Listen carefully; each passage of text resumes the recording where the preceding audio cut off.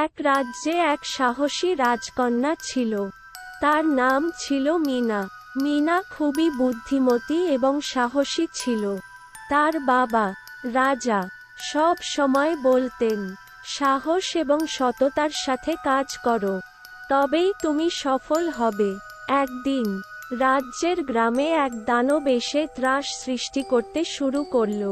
গ্রামের লোকেরা ভয় পেয়ে রাজপ্রাসাদে এসে সাহায্যের জন্য আর্তনাদ করল।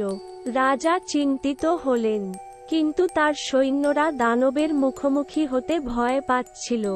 মিনা এগিয়ে এসে বলল, বাবা, আমি এই দানবের সঙ্গে লড়াই করতে চাই। রাজা প্রথমে আতঙ্কিত হলেন, কিন্তু মিনার দৃঢ় বিশ্বাস দেখে তিনি সম্মতি দিলেন। মিনা তার বন্ধুদের নিয়ে গ্রামে গেল। সেখানে পৌঁছে মিনা দেখল দানবটি গ্রামের গাছপালা নষ্ট করছে।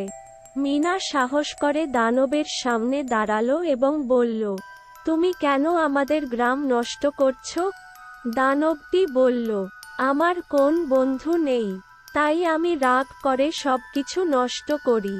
মিনা বুঝতে পারল যে দানবটি আসলে একা এবং দুঃখী। সে দানবকে বলল, আমাদের গ্রামে এসে তুমি বন্ধু বানাতে পারো। আমরা তোমাকে সবার সাথে মিশতে শেখাবো। দানবটি মিনার কথা শুনে শান্ত হলো এবং রাজি হলো। সে গ্রামের লোকেদের কাছে ক্ষমা চেয়ে তাদের সাহায্য করতে লাগল। ধীরে ধীরে দানবটি গ্রামের সবার প্রিয় হয়ে উঠল। রাজা মিনার সাহস ও বুদ্ধিমত্তার প্রশংসা করলেন।